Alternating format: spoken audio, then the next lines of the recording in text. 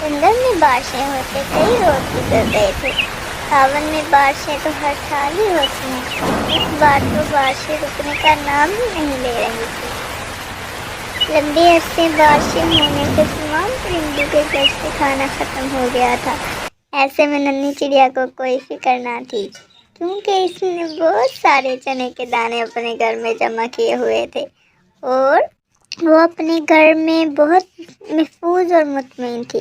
بچے، تم مجھے روز پوچھتے تھے نا مما یہ دانے کیوں اکٹھے کر رہی ہو؟ اب دیکھا تم نے، کئی دنوں سے رکنے کا نام ہی نہیں لے رہی بارش۔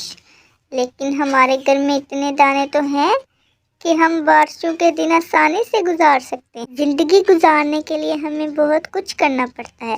اچھے دنوں میں برے دنوں کا خیال رکھنا ہوتا ہے۔ میں نے سب کچھ اپنے بڑوں سے سیکھا ہے، اب تم یہ سب کچھ مجھ سے سیکھنا۔ ابھی وہ یہ باتیں کر ہی رہے تھے کہ کوا آ گیا اور بولا، میں بہت مشکل میں ہوں، میں سامنے ایک درخت پر رہتا ہوں، میں بہت مجبور ہو کر آپ کے گھر آیا ہوں۔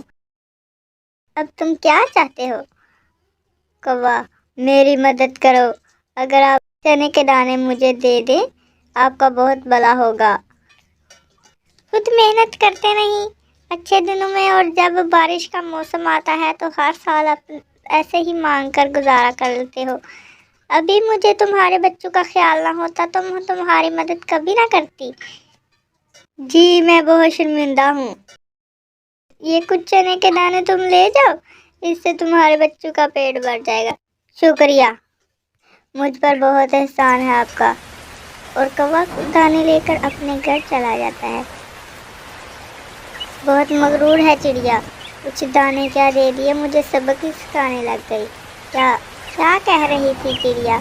یہی کہ تم کام نہیں کرتے۔ تم چھوڑو اس کی باتیں، 2-4 دن تک بارش رک جائے گی، پھر کون پوچھے گا اس چڑیا کو؟ اور وہ چنے کے دانے کھا کر سو جاتے ہیں۔ دن کو کوا پھر پریشان تھا، رات تو گزر گئی، اب کیا کھائیں گے؟ سارا دن ایسے ہی گزر گیا اور بارشیں لگاتار ہو رہی تھی۔ پھر شام ہو گئی، کوے کے بچے پھر کھانے کو مانگ رہے تھے۔ آپ پھر جائیں، شاید وہ ہماری مدد کرے۔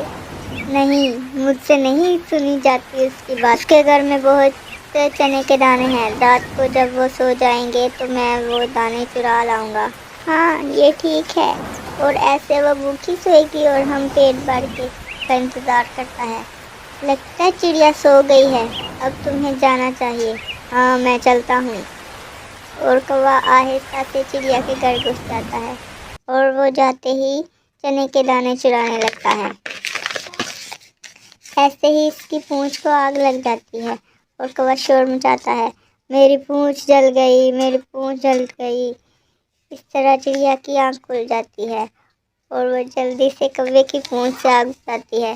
کوے کے پاس کہنے کو شرمندگی کے سوا کچھ نہیں تھا، لیکن چڑیا پھر بھی کچھ دانے کوے کو دے دیتی ہے، یہ تمہارے بچوں کے لیے، اور ہاں گھر جا کر پونچھ پر پٹی ضرور کروا لینا۔